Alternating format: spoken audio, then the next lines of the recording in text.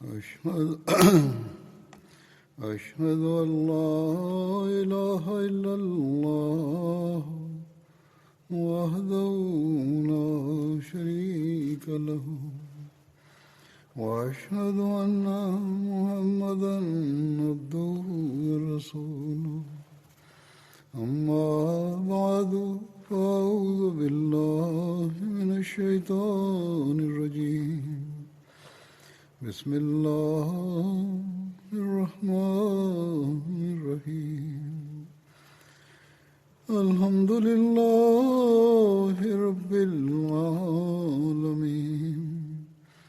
الرحمن الرحيم مالك يوم الدين إياك نعبد وإياك نستعين اهدنا الصراط المستقيم صراط الذين أنعمت عليهم غير المغضوب عليهم ولا الضالين.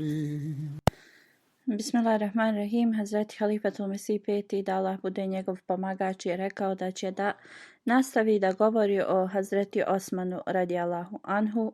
Nafi prenosi od Hazreti Ibni Umar, koji je rekao da u toku života poslanika sallallahu alejhi ve sellem mi smo imali običaje da govorimo da neki ljudi su kao iznad drugih ljudi. Mi smo govorili da je Hazreti Abu Bekr najbolji, onda Hazreti Omer, pa onda Hazreti Osman radijallahu anhu. Ovo je hadis iz Buharija.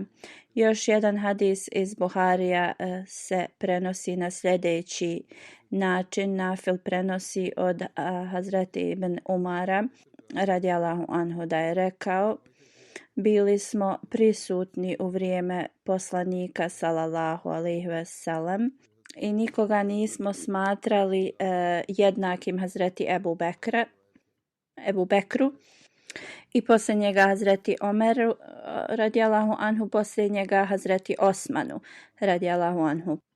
Onda nam je rečeno da ne trebamo to da radimo i da ne trebamo da smatramo nikoga kao većim iznad nekog drugog. Muhammed bin Hanefija prenosi u vezi Hazreti Osmana radijallahu anhu i da je on bio, kao Hazreti Osman, bio ubrojan u najbolje ljude, u najbolje sljedbenike poslanika sallallahu alejhi ve sellem. On kaže: pitao sam svog oca Hazreti Alija ko je poslije poslanika sallallahu alejhi ve sellem kao najvećeg stepena. On je rekao Ebu Bekr. Onda sam pitao ko je poslije njega. On je rekao Omer. Onda sam upitao ko je poslije njega. Rekao je Hazreti Osman. Onda sam rekao: o dragi moj oče, da li si ti poslije njega?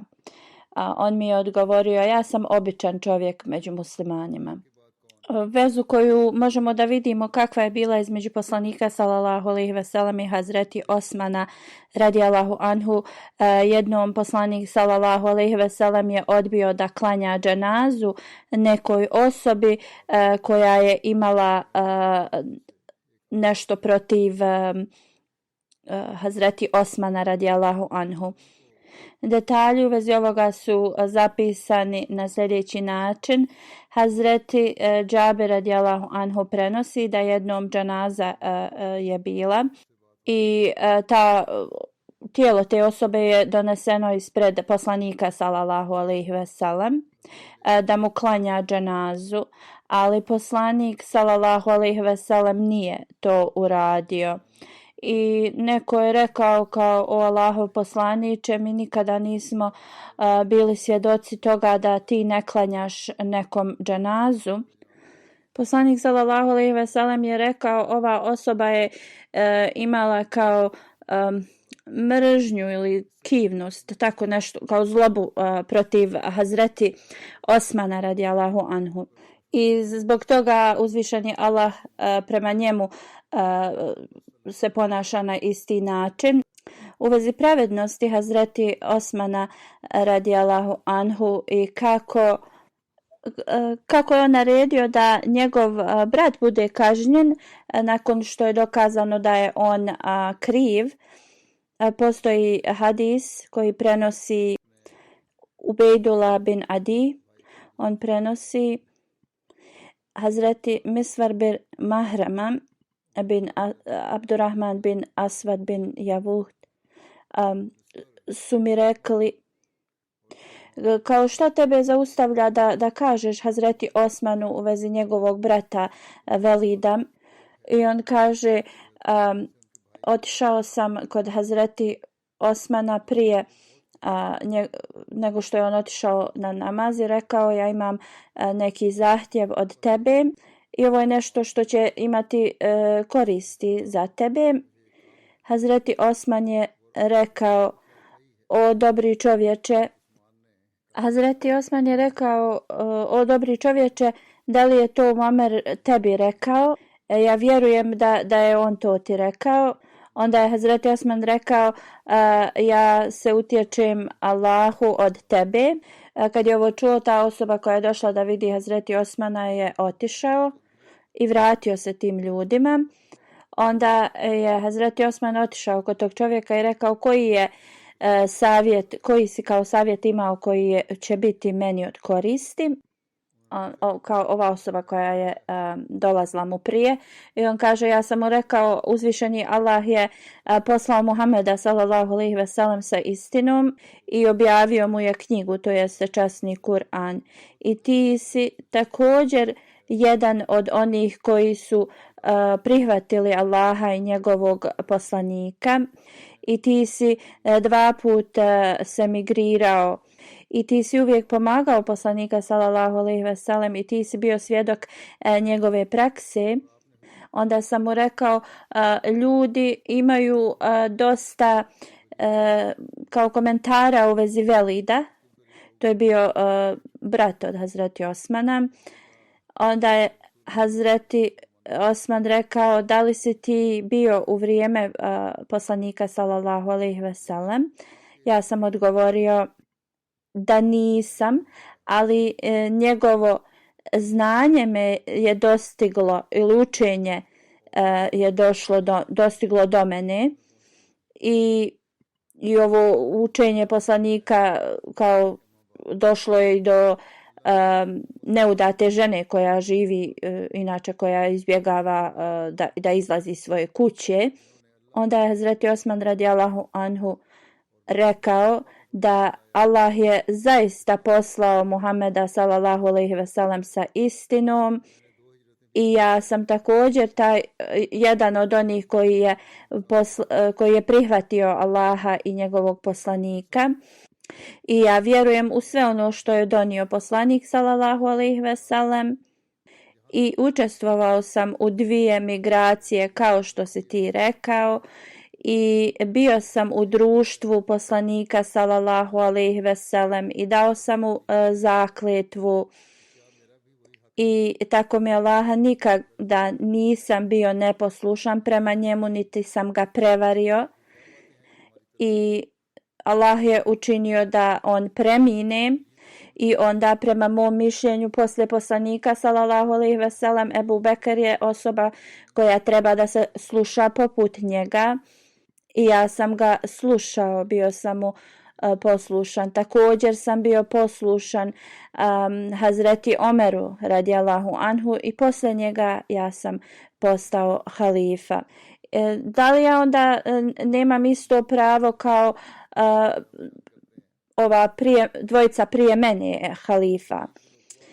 Ja sam odgovorio mu da zaista imaš isto pravo.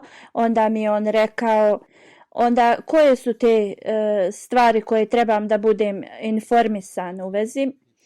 Što se tiče u vezi Velida što si spomenuo, ako Bog da, on će da dobije kaznu koja je propisana za takva djela ili prekršaj koje je on učinio. Onda je pozvao Hazreti Alija i naredio da Hazreti Velid treba da bude izbičovan i onda Hazreti Ali je naredio da treba da dobije 80 bičovanja. U komentaru ovog hadisa u Buhariju stoji da i u vezi Velida bin Ukba šta su ljudi govorili jeste da je on konzumirao alkohol i kao rezultat toga bio je kažnjen. Svjedoci su rekli da to nije bio sok od hurmi i to je zaista bilo kao bilo je alkohola u tome što je on pio. Isto to što su oni pili prije islama u vrijeme džahilijeta. I Hazreti Osman nije gledao zato što je on njegov brat, u stvari zbog toga što je bio njegov brat, duplo mu je kaznu dao. Umjesto 40 bičovanja on je dobio 80. U drugom hadisu Ata bin Yazid prenosi od Hamrana, oslobođenog roba Hazreti Osmana radijallahu anhu. On kaže da je Hazreti Osman rekao da mu se donese neka posuda, onda je stavio svoje ruke unutra i oprao i 3 puta s vodom. Onda je izaprao svoja usta i očistio, izaprao svoj nos. Onda je oprao svoje lice i ruke do iza laktova 3 puta. Onda je potrao rukama po glavi i oprao je svoje noge do člankova 3 puta. Hazreti Osman je govorio da je poslanik sallallahu alejhi ve sellem rekao kogod uzme abdest kao ja i klanja 2 rekata na način da nema nikakvih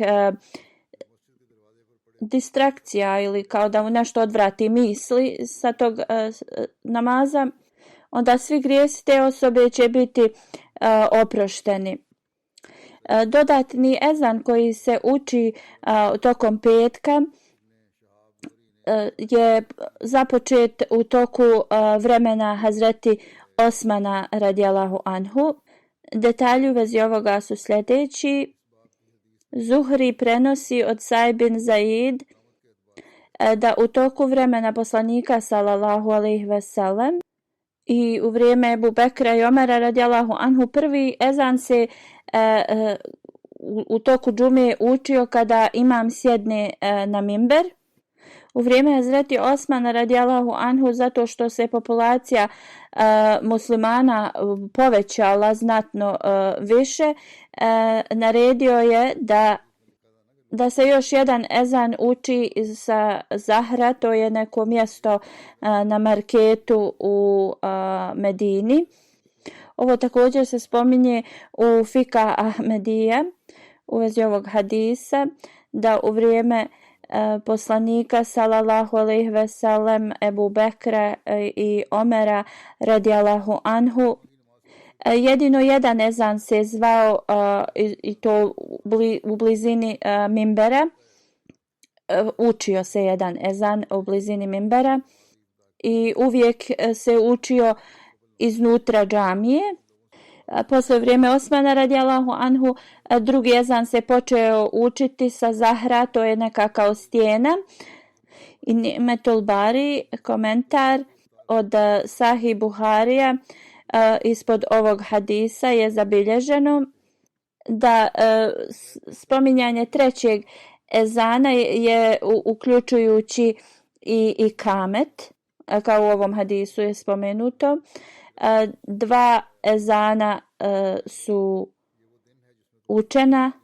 U hadisu koji sam ranije rekao, spomenuto je da je treći ezan učen sa mjesta Zahra. To jeste da je prvi i drugi ezan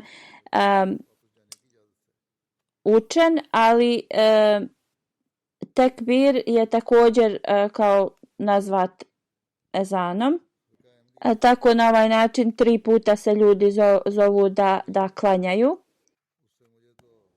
Hadis u vezi klanjanja džume na dan Bajrama. Abu Ubejd, oslobođeni rob Abu Azhara, kaže: na dan kurbanskog Bajrama klanjao je Bajram iza Hazreti Omera radijallahu anhu.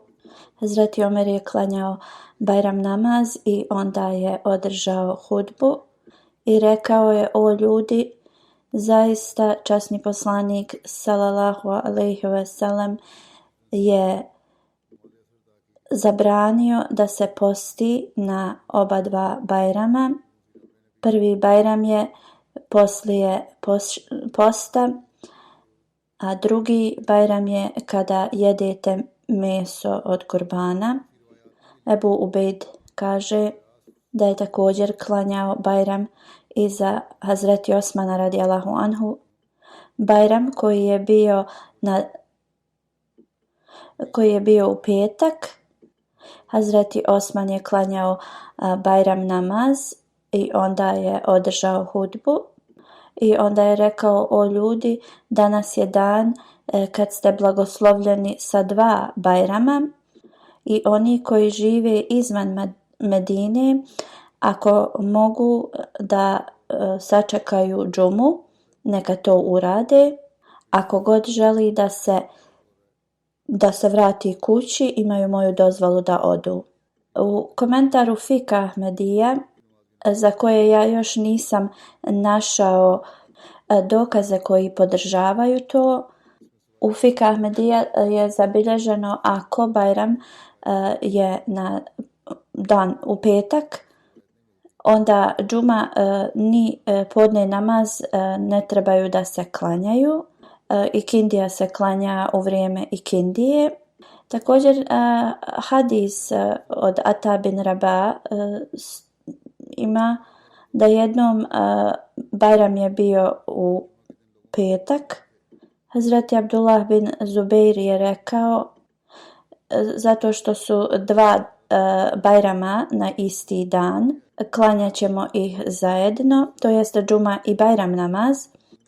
I on je klanjao 2 rekata od oba dva namaza, Bajram i džume, prije podne i zbog toga nije se nijedan namaz klanjao do ikindije. Hazur kaže: više istraživanja treba se uložiti u vezi ovoga i kaže da je Hazreti Halifatul Mesih IV. Rahimullah također rekao isto, da se treba ovo ispitati dobro. I ja sam bio mišljenja da ne treba se klanjati, ako se ovo uradi ovako, da se ne treba klanjati onda, ali pošto nismo našli ni jedan drugi hadis da ovo prenosi, onda moramo uraditi više istraživanja na ovu temu, jer ne nalazimo da je to bila praksa poslanika sallallahu alejhi ve sellem, da nije klanjao podne namaz ako je Bajram na isti dan džume. Samo nalazimo ovaj hadis šta je Hazreti Abdullah bin Zubeir rekao i zbog toga nam je potrebno još istraživanja u vezi ovoga. Fika se ponovo pregleda i ja sam mišljenja da treba ovaj hadis da se dobro istraži i da li je ispravan i da li je da se podne na taj dan ne treba da klanja.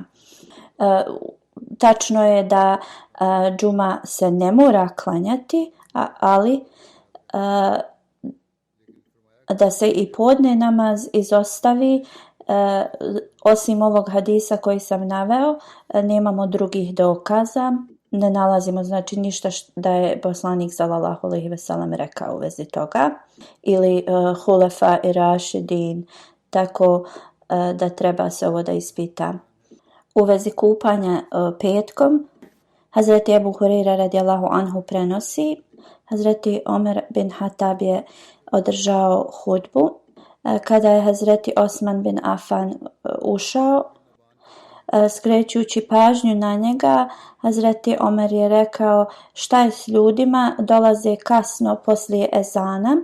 Hazreti Osman je rekao: o vođo vjernika, čim sam čuo ezan, uzeo sam abdest i krenuo vamo.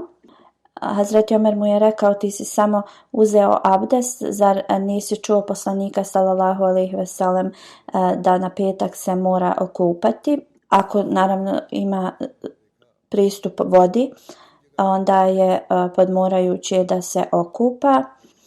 U vezi hadisa nekoliko ima koji su marfu, koje je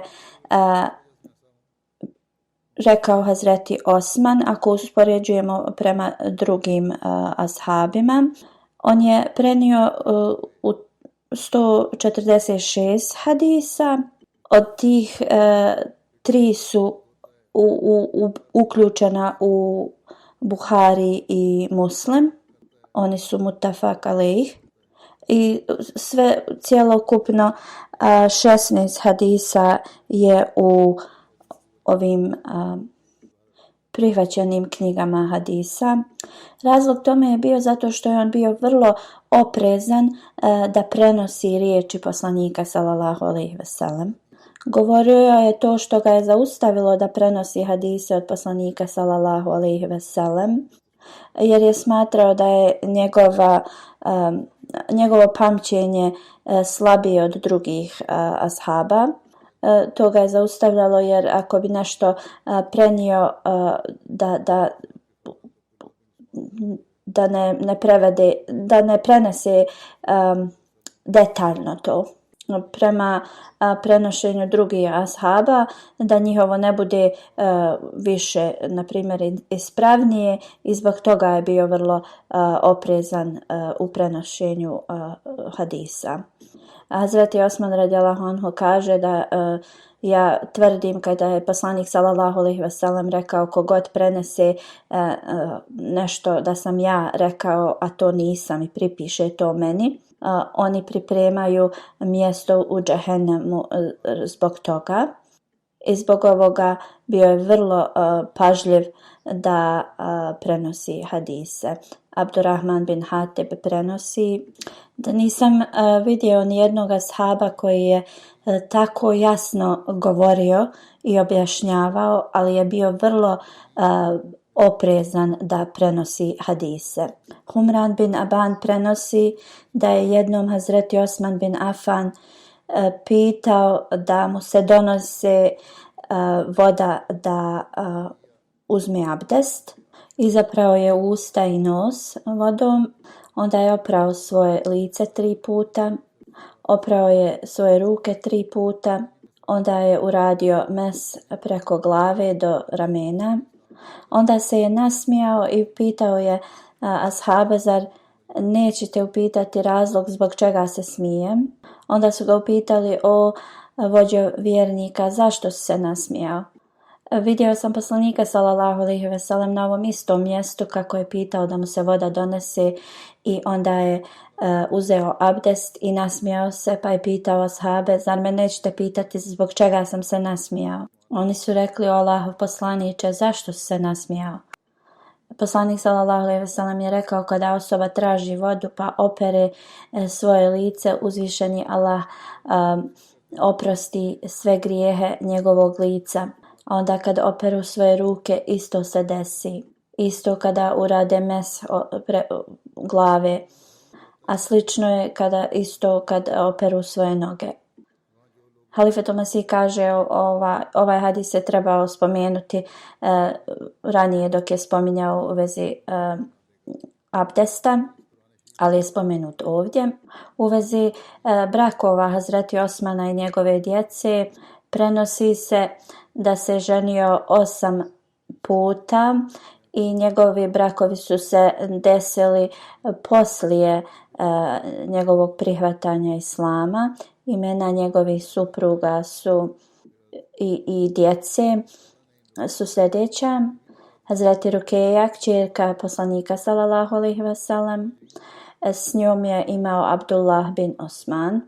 Poslije njene smrti Hazreti Osman je oženio Hazreti Ummi Kulsum radijallahu anha, i ona je bila kćerka poslanika sallallahu alejhi ve sellem. Hazreti Fahta bin Gazman, sestra Hazreti Ukba bin Gazman, S njom je imao sina koji se zvao Abdullah, koji je bio poznat kao Abdullah bin Askad. Hazreti Umi Amr bin Džundub Bastija. S njom je imao Amr, Khalid, Aban, Umar and Merjem. Hazreti Fatima bin Velid Mahzum. S njom je imao Velid, Seid i Umi Seid. Hazret Umil Bain bin Huneyna bin Hisan imao je sina s njom Abdul Mulk. Hazret Ramla bin Sheba bin Rabija s kojom je imao Aisha, Umi Aban i Umi Amr. Hazret Naila bint Farafsa, ona je bila prije kršćanka i primila islam prije braka i bila je vrlo pobožna muslimanka. S njom je Hazreti Osman imao kćerku koja se zvala Merijem i prema hadisima prenosi se da su imali sina koji se zvao Ambasa. Prema jednom hadisu, kada je Hazreti Osman bio ubijen, sljedeće 4 supruge su bile s njim: Hazreti Ramla, Naila, Hazreti Umul Banin i Hazreti Fahta. A prema jednom hadisu, kada je Hazreti Osmanova kuća bila okupirana, prenosi se da je razveo se od Hazreti Umul Banin. Hazreti Halifatul Mesih prvi radijallahu anhu dok je objašnjavao u komentaru sure Nur piše, uzvišeni Allah kaže da jedan način nura jeste u tome da osoba može da raspozna između dobrog i lošeg, a duhovna svjetlost se nalazi u onim kućama gdje se uzvišeni Allah spominje od jutra do mraka, kao kuće od male kuće od trgovaca koje će nekad da postanu ogromne. Hazreti Ebu Bekr Sedik radijallahu anhu je sakupio Kur'an u knjigu. Onda je to bilo urađeno od Hazreti Omer radijallahu anhu je isto uradio.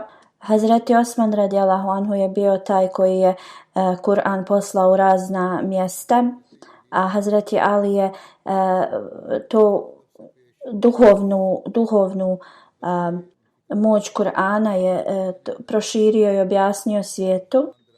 Hazreti Halifatul Mesih prvi kaže da je mnogo u vezi Kur'ana naučio kroz Hazreti Alija radijallahu anhu. I također on kaže ovdje Allah objavljuje da hilafet neće biti u Ensarijama, da će da ostane među muhadžirima i također nam govori da će biti opozicija od muslimana i od nemuslimana. I ovo je također bilo u vrijeme Hazreti Ebu Bekra, jer neki ljudi nisu bili za da se hilafet započne. Uzvišeni Allah je objasnio, dao primjer za oba dvije grupe na sljedeći način. Jedna grupa koja smatra Miradž i pustinju kao vodu, dok drugi će da se pobune iako su kao pod velikim moram šerijeta. Hazreti Halifatul Mesih dalje govori da bit će da je isto ko kad gavrani jedu mrtvo tijelo. Halifa i Rašidin, na primjer Ebu Bekr, je također prošao kroz mnoge poteškoće. Armija od Usame bila je poslana i razne pobune se desile u zemlji i Mekalije su bili skoro da budu dio toga, ali vrlo mudra osoba je došla i rekla im da su oni bili zadnji koji su primili islam i sada će da budu prvi koji će napustiti islam. I onda su oni nisu postali dio toga, te armije. Hazreti Halifatul Mesih dalje govori, prva grupa koja je spomenuta nisu nikad dobili nikakvu potporu ni u vremenu Ebu Bekra, Omera, Osmana, niti u vremenu Hazreti Alija radijallahu anhu. Ova grupa nikada nije bila uspješna. Druga grupa koja u ovom ajetu se spominje kao semina tajna, ta grupa je uvijek koja je bila uspješna. U Kur'anu se spominje ulajke humul muflihun. Obećani Mesija alejhi selam kaže: ja znam zasigurno da niko ne može se nazivati istinskim muslimanom dok u sebi ne postigne kvalitete Hazreti Ebu Bekra, Omera, Osmana i Hazreti Alija radijallahu anhu na sve njih. Njihova srca su bila očišćena od ovog svijeta, ljubavi prema ovom svijetu, i oni su dali svoj cijeli život u službi uzvišenog Allaha. Obećani Mesija alejhi selam dalje kaže da podmorajući da vjerujemo da je Hazreti Ebu Bekr, Omer, Osman, Ali bili nosioci i ljudi koji su štitili vjeru. Jer za Islam Ebu Bekr je bio drugi dolazak Adama. Isto tako da nisu Hazreti Omer i Osman bili toliki iskreni predani vjernici, za nama bi bilo teško da vjerujemo da je jedan ajet od uzvišenog gospodara objava. Obećani Mesija kaže: tako mi Boga, Allah dželešanhu je dao da Hazreti Ebu Bekr, Omer, Osman budu kao vrata Islama. Oni su bili ti koji su bili naprijed u svakoj armiji časnog poslanika sallallahu alejhi ve sellem. Poslanika koji je bio najbolje Allahovo stvorenje. Onda osobe koje ne daju im njihov dostojanstveni status i koji ih ne cijene i ne poštuju, i oni koji govore loše o njima, ja se bojim da takvi ljudi će da dožive grozan kraj i postaće kompletno odvojeni od vjere. I njihova srca postaju tako tvrda i oni pozivaju na sebe kaznu od uzvišenog Allaha. I ja sam ovo primijetio, ljudi koji to rade, da je to prvi stepen koji naruši njihovu vezu sa Allahom dželešanuhu, koji je daravaoc blagoslova. Ti ljudi su jednostavno uskraćeni bilo kakvih blagoslova, milosti i mudrosti i shvatanja vjere, i ostavljeni su da samo uživaju ovo svjetske dobrote. Obećan Mesija dalje govori: koji je god progres se desio poslije poslanika sallallahu alejhi ve sellem, desio se kroz ova tri ashaba, Hazreti Ebu Bekr, Omer i Osman radijallahu anhu. Dok je spominjao šija muslimane, obećani Mesija kaže: šta može se reći protiv vašeg ružnog govora u vezi ashaba? Vi samo izostavljate nekoliko od njih. Također vi ružno govorite o majkama vjernika, suprugama poslanika sallallahu alejhi ve sellem. I također govorite da je dodatak, da Kur'an ima dodatak, i govorite da je ovaj Kur'an Hazreti Osmana, a ne od uzvišenog Allaha. Vi smatrate da je Islam kao napuštena zemlja koja je totalno suha i neplodna. To jeste kao da je ona prazna od pobožnih sluga Allahovih. Obećan Mesija kaže: poslije ovakvih prekršaja, onda kakvu vi čast posjedujete?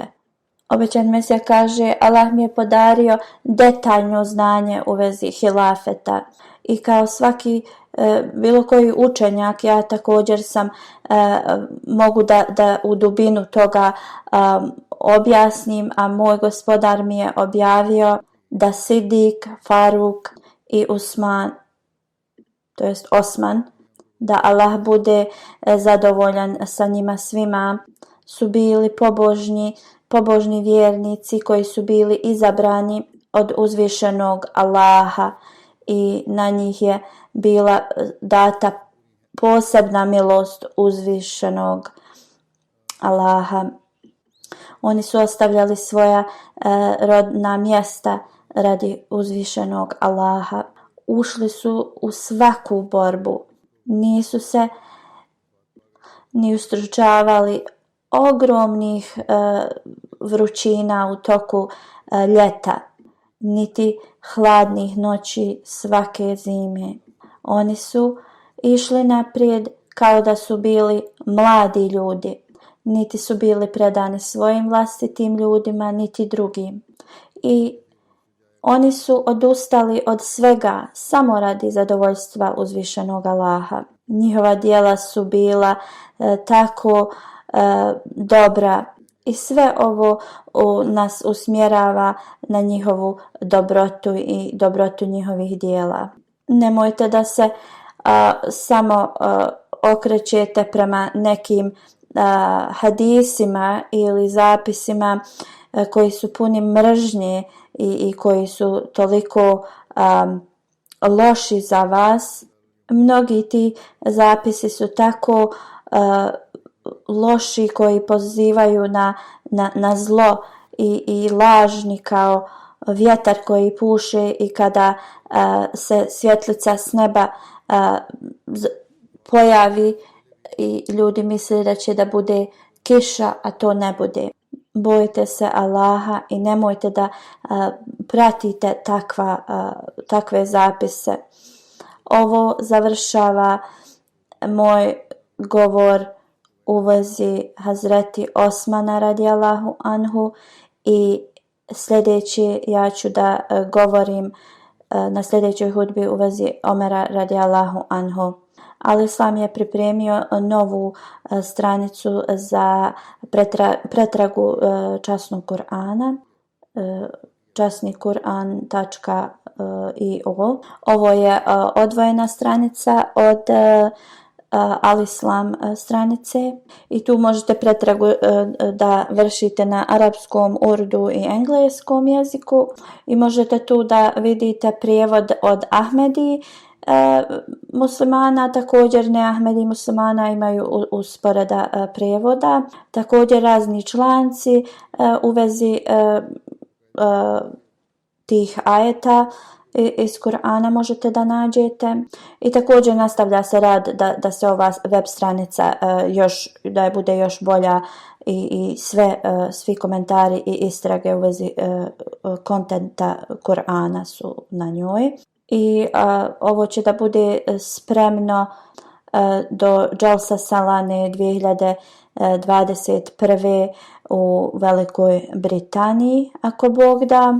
Osim ovoga također na Al-Islam imate aplikaciju modernu na kojoj možete da čitate, da slušate Kur'an. Osim engleskog komentara ima i tefsir i razni indeksi na razne teme.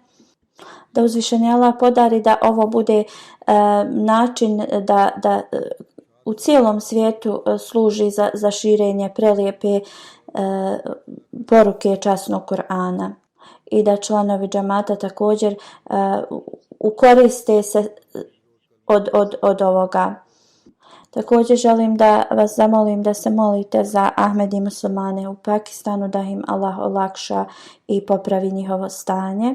Također da uzvišeni Allah podari strpljenje i sabor Ahmedi muslimanima u Alžiru i popravi njihovo stanje kroz koje prolaze trenutno.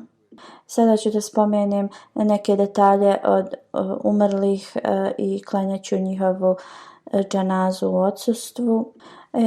Hazur kaže, ja dobivam mnogo zahtjeva za ovo i vrlo je teško da sad pročitam sve detalje o umrlim, zato ću ukratko da spomenem. I tako spomenut ću nekoliko njih, ali ostalima neću spominjati ime.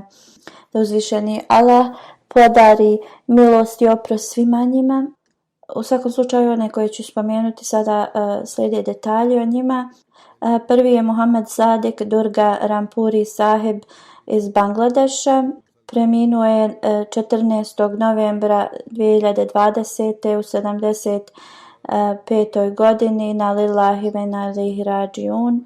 Služio je na mnogim odborima, ali najduže u odboru Vakfenau i redovno je putovao daleko da bi održavao predavanja za Vakfenau i za njihove roditelje također. Bio je Musi, iza sebe ostavlja suprugu, 3 sina i 1 kćerku. Sljedeći je Muhtara Bibi Sahiba iz Rabve. Ona je punica od Naim Bajwa Sahib koji je direktor džamija u Burkina Faso. Preminula je 16. januara i na lillahi ve inna ilaihi rađiun.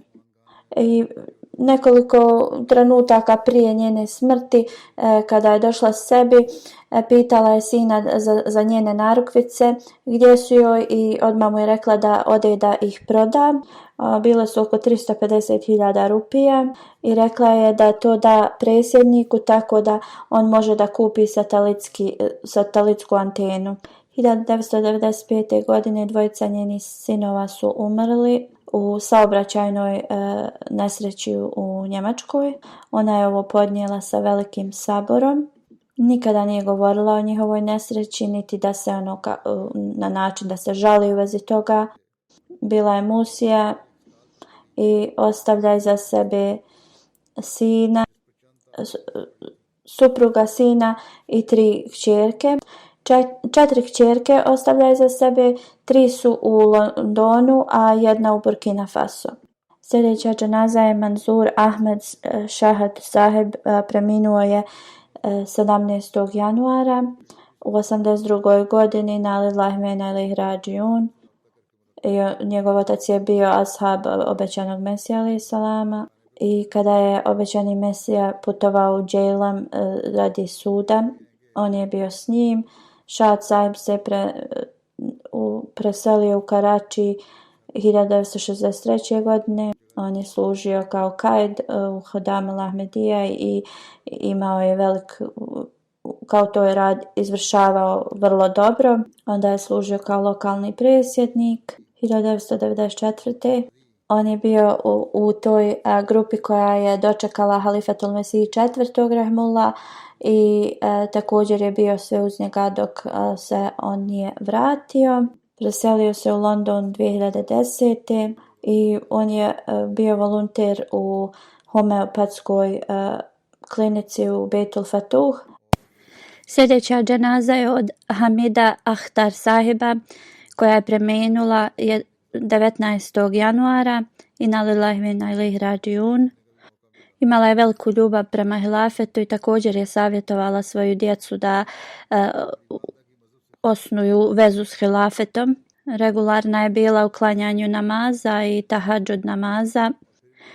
Obratila je veliku pažnju da uči Kur'an i također da podučava druge njemu. Obavila je umru. Ona je bila Musija i iza sebe ostavlja 5 sinova i 2 kćerke. Mnogi iz njenog potomstva su dali život da služe džamat. Sljedeća dženaza je cijenjenom Nasir Peter Lutzin Sahib. On je Njemac Ahmedi. Preminuo je 20. januara i na lillahi ve inna ilaihi rađiun. Njegova kćerka piše: jednog dana 1983. godine moji roditelji su prošli pored centralnog Ahmedi centra u Hanoveru.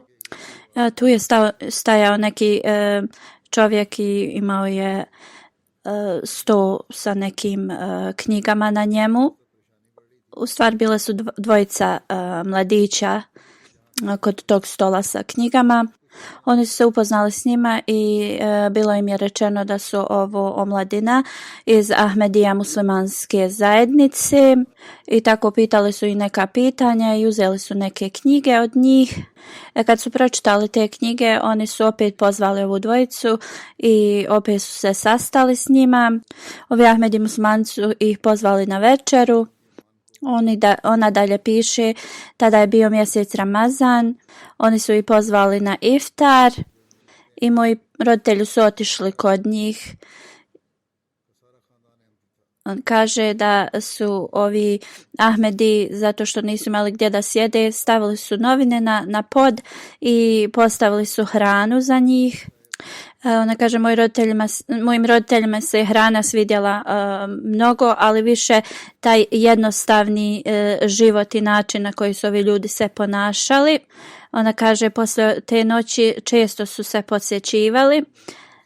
Ona kaže, poslije nekog istraživanja 1984. godine moji roditelji su prihvatili Ahmedijat.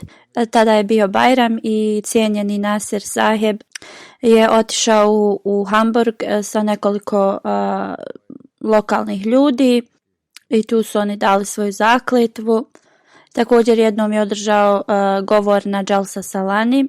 Ona dalje piše, moja majka je imala posebnu vezu s religijom i njeno interesovanje da sazna koja je istinita religija dovelo je do Ahmedijata i onda uspostavila je tu živu vezu sa živim gospodarom i bila je svjedok prihvatanja dova mnogo puta i uzvišeni Allah joj je pokazao mnogo znakova.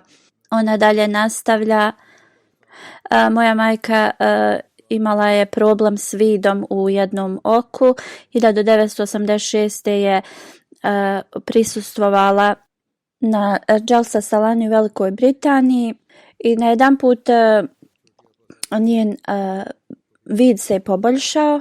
Do tada nije mogla ništa da vidi s tim okom. I bila je u stanju da vidi malo s njenim okom tad. I tako ona dalje piše da jednostavno to je za nju predstavljalo veliko čudo da je malo providjela na to oko nakon 11 godina. Ovo je bilo potpuno radi molitvi i prisustvovanja na tom skupu i to je ona smatrala blagoslovima. Munir Ahmed Saheb, misionar iz Njemačke, piše, kad se Lican Saheb prihvatio Ahmedijat, mi smo govorili da je ovo jedina njemačka porodica. Bio je vrlo iskren i nije puno volio da priča. Jednom na skupu je govorio u vezi lijepog učenja islama i jedan Njemac koji je imao 70 godina došao mi je poslije tog sastanka i rekao da znanje koje je naučio u vezi islama tog dana nikada to nije prije čuo, da uzvišeni Allah podari oprost i milost na njega i drži njegovu djecu uz Ahmedijat. Sljedeća dženaza je od Razija Tanvir Saheba iz Kanade. Ona je bila supruga od Khalid Tanvir Saheb koji je bio misionar i direktor džamija Ahmedija u Rabvi. Preminula je u Kanadi 27. januara u 58. godini. Bolovala je od raka. Sljedeća dženaza je od Mian Manzur Ahmed Ghalib Saheb iz Sargode. Preminuo je 7. februara inna lillahi wa inna ilaihi rađiun. 1955. njegov stariji brat je prihvatio Ahmedijat. On bi išao sa svojim starijim bratom u Rabu i onda poslije toga i on je prihvatio Ahmedijat. Njegov sin Bashir Ahmed Saheb koji živi u Belgiji kaže, imao je veliku ljubav prema hilafetu I što se tiče poslušnosti prema hilafetu, nikada nije mu ništa promaklo u tome. Uvijek bi implementirao tačno ono što halifa naredi. Služio je u raznim odborima u džamatu. Safir Ahmed, njegov unuk, je misionar i trenutno radi u uredu privatnog sekretara. Da uzvišeni Allah mu podari milost i oprost. Sljedeća dženaza je od Mubašira Hamid Adani sahiba, supruga od Hanid Ahmed Adani sahib iz Jemena, majka od Muhammed Anwar sahib, on je volonter u MTA, i punica je Munir Ode sahibu, koji je također direktor MTA. Preminula je 14. februara u 69. godini, na lillahi wa inna ilaihi rađiun. Hadži Mijadin Halvi sahib je bio njen djed, ashab obećanog Mesije, i ona je također služila u MTA. Sljedeća dženaza je od Nurus Sabah Zafar sahiba. Njen suprug je misionar u Keniji. Preminula je u 62. godini 25. marta. Inna lillahi wa inna ilaihi rađiun. Sejd Mulana sahib, misionar, je bio njen otac. Ona je bila njegova najmlađa kćerka. Njen suprug piše: hvala uzvišenom Allahu, redovno je klanjala namaze, redovno je se klanjala tahadžud namaz, učila Kur'an. Uvijek je savjetovala svoju djecu da služe vjeru i da ostanu povezani s hilafetom. Hvala Allahu, bila je musija i uvijek bi učestvovala u svim finansijskim projektima. Allah joj je podario vrlo drago srce što se tiče gostoprimstva. On dalje kaže: ja i ona smo 21 godinu u braku bili i u ovom braku ona je uvijek pokazivala predanost i ljubav. Dok je njen muž, kad je njen muž služio u Fidžiju, njegova prva supruga je poginula sa 2 djece. Ona je bila njegova druga supruga. Iz prvog braka je imao 2 kćerke koje je ona volila kao da su njene. Njegova kćerka kaže: kada je došla u naše živote, ona je jednostavno došla kao jedan prijatelj i kao jedna majka koja vas voli. Ona kaže: toliko nam je pružala ljubavi da jednostavno nismo osjetili nedostatak ljubavi naše majke. Ona je također rodila jednu kćerku, ali nikada nas nije razdvajala. Ona je imala toliko ljubavi prema Allahu i uvijek nas je savjetovala da ostanemo uz našu vjeru i hilafet. Uvijek nam je nas skretala na pažnju od rodbinskim vezama i kako je da uvijek se trebaju izmiriti rodbina, da uzvišeni Allah podari milost i oprost njoj. Sljedeća dženaza je sultanu Ali Rehan sahibu, otac od Muhammed Naim sahib, koji je misionar i on služi na centralnom arapskom uredu u Velikoj Britaniji. 26. marta je preminuo u 83. godini. Inna lillahi wa inna ilaihi rađiun. Kada je prihvatio Ahmedijat, oba dvojica, moj amidža i moj otac, su uvijek prolazili kroz mnoge poteškoće i prijećeno im je smrću, ali uzvišeni Allah ih je uvijek zaštitio. Ovi neki islamski učenjaci su dolazili u njihovo selo i pitali su te stanovnike zašto ih kao ne ubiju, ali u svakom slučaju uzvišeni Allah ih je uvijek zaštitio. Oni su uvijek ostali u dobrim odnosima sa svojom rodbinom koji nisu Ahmedi i sa komšijama. I za sebe imao je 2 sina i 6 kćeri, da mu Allah podari milost i oprost. A njegov sin nije bio u mogućnosti da prisustvuje njegovoj dženazi. Sljedeća dženaza je Mulvi Gulam Kadir Sahib.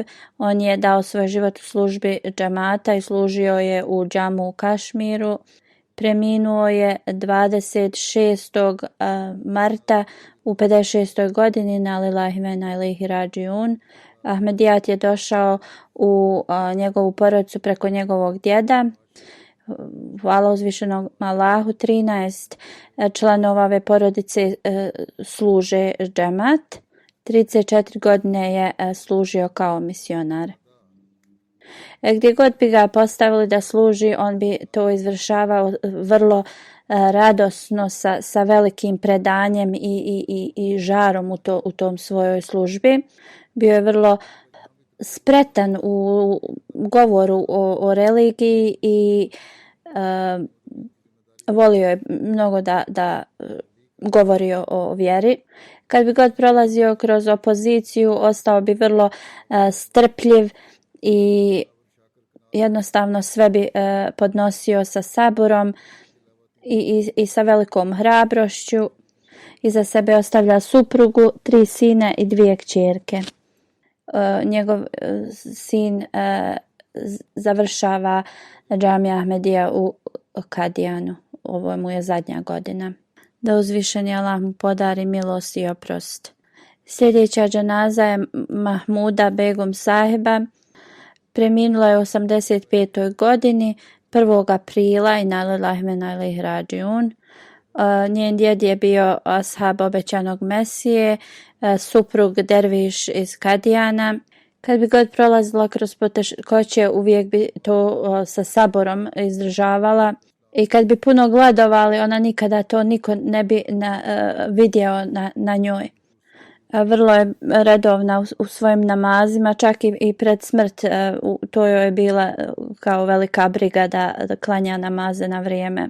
Redovna u učenju Kur'ana i davanju sadake, imala je veliku vezu s hilafetom i druge je također tome savjetovala, bila je musija i iza sebe ostavlja 3 sina i 2 kćerke, da uzvišeni Allah joj oprosti i smiluje se.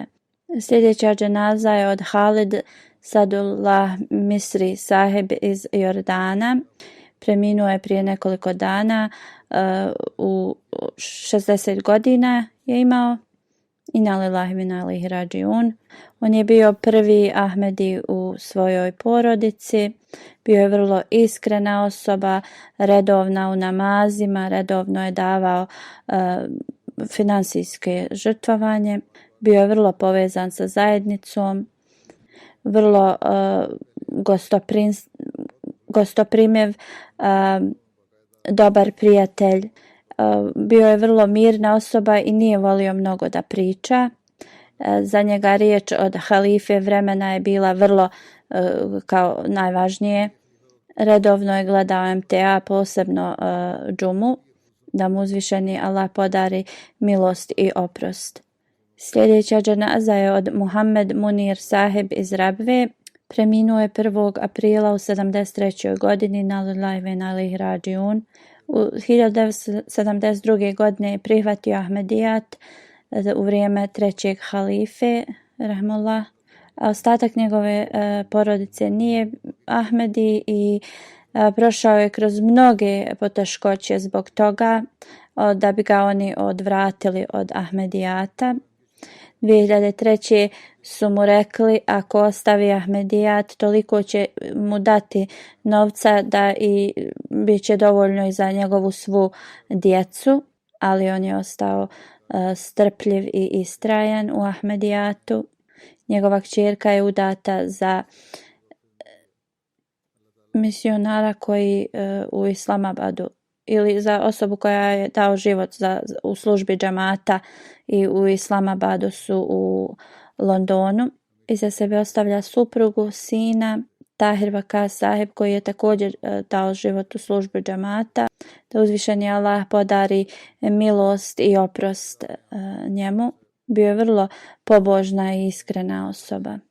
Uvijek je imao osmijeh na svom licu i nikada ne bi mogli vidjeti ljutnju na njemu. redovno je klanjao svoje namaze i redovno je davao čende. Njegov rođak kaže, moj otac ga je naučio da radi, jer njegovi neahmedi rodbina nisu se ophodili prema njemu dobro. On je radio u radnji mog oca. On je kao radio kod njih i onda je posle počeo da živi kod njih. On kaže da je on bio vrlo regularan, da ide u džamiju, da klanja namaze i to da sjedi u prvom safu. On je toliko razvio tu želju za propagiranjem vjere da je i njegova supruga išla s njim u razna sela oko Rabbe, da uzvišeni Allah podari milost i oprost na njega. Sljedeća dženaza je od Master Nazir Ahmad Sahib iz Rabbe. Preminuo je 4. aprila u 80. godini na lillahi ve inna ilaihi rađiun. On je imao 15 godina kad je prihvatio Ahmedijat i dao je bejat 1914. ili 15. U vrijeme Halifatul Masih II. I u snu je dobio uputu. Morao se preseliti na neko drugo mjesto zbog toga što je bila velika opozicija od nekih učitelja i njegov sin je bio ranjen od nekog drugog studenta u toj školi, zbog ga je nožem. Master Nazir Sahib je pokazao i tad istrajnost i sabor. Njegov sin je preživio napad, ali poslije zbog temperature preminuo je. Kada je spuštao tijelo svog sina u mezar, rekao je, moj sine, ja sam sretan što ti odlaziš na budući svijet sa biljegom istinitosti ove zajednice. Dok je služio u tom selu, nisu poslali tu misionara ni mualima zbog toga što je bio toliko aktivan da jednostavno nije bilo potrebe da u to selo se šalje misionar. On je izvršavao te dužnosti. Poslije je onda u Rabvu se preselio i nastavio je da služi. Kada je se penzionisao, onda je naučio također Tartilul Kur'an i također je onda počeo da daje i te časove i da uči druge. I on je uvijek se trudio da sva djeca znaju da uče Kur'an. Ako ne bi znali, onda bi on išao direktno u njihove kuće i podučavao ih da uče Kur'an. Redovan je bio da klanja tahadžud dok je bio još vrlo mlad. Kada je koronavirus se desio, bila je zabrana da se ide u džamiju, ali on je to nastavio u svojoj kući da redovno klanja namaze i džumu također. On je sanjao da će da premine kada bude imao 80 godina i eto, to je tako se taj san i ispunio. Ima 3 sina i izgleda još jednu kćerku. Njegova 2 sinova, 3 sinova su dali svoj život u službi džamata. Jedan sin mu je ovdje u Islamabadu, 1 u Rabbi i 3 je u Nigeriji misionar. Da uzvišeni Allah podari milost i oprost njemu i da uzvišeni Allah svim ovim spomenutim podari milost i oprost i sabor njihovim porodicama i da oni nastave da rade njihova dobra djela.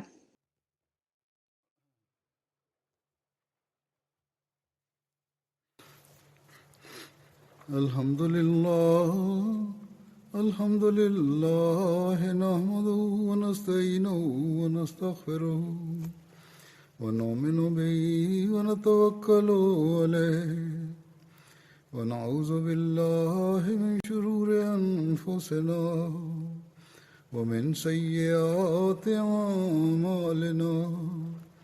Man yahdihillahu fala mudilla lahu ومن يضلله فلا هادي له ونشهد أن لا إله إلا الله ونشهد أن محمدا عبده ورسوله عباد الله رحمكم الله إن الله يأمر بالعدل والإحسان وإيتاء ذي القربى وينهى عن الفحشاء والمنكر والبغي يعظكم لعلكم تذكرون اذكروا الله يذكركم وادعوه يستجب لكم ولذكر الله أكبر.